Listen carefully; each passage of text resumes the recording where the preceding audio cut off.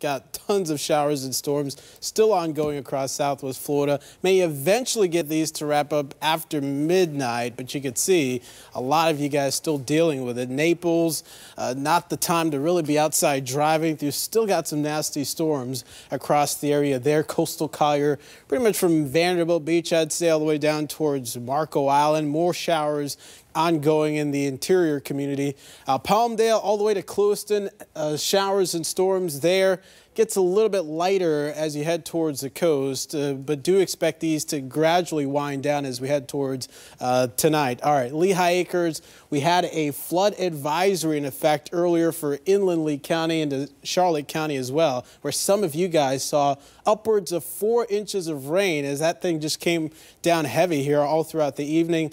Very slow-moving storm is to blame for that. Inland sections of Collier, same story. Some isolated spots getting close to 2 inches. And into Charlotte County, there's the big rainfall totals east of I-75, much like what we were expecting. I'll show you who else is going to be dealing with a lot of rain out there in North Carolina, South Carolina. Hurricane Florence is still barreling towards their coast here as we head through late tonight. Landfall expected some point early tomorrow morning as this system continues to move very, very slowly towards the coastline.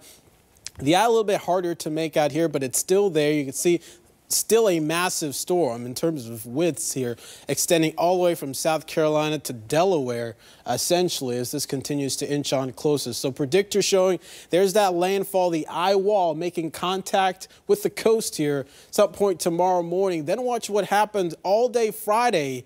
This storm barely moves, essentially just crawling, taking that jog a little bit to the south, and that's where it's expected to really be an impact anywhere from Charleston all the way up the coast. Significant storm surge expected here, anywhere from 5 to 10 feet, especially along the coastline there. Of course, water as well as rainfall. Some areas could see anywhere from 15 to 25 inches of rain, and that's conservative. Some models estimating upwards of 30 inches of rain here by the time this is all said and done.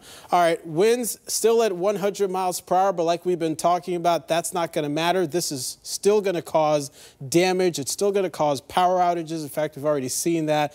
Trees down, all of that in the cards, as well as the flooding rains that we've been talking about. The track still maintains that south dip before it eventually stalls over South Carolina and then moves to the north, still bringing rain all the way up the mountains into the Ohio Valley.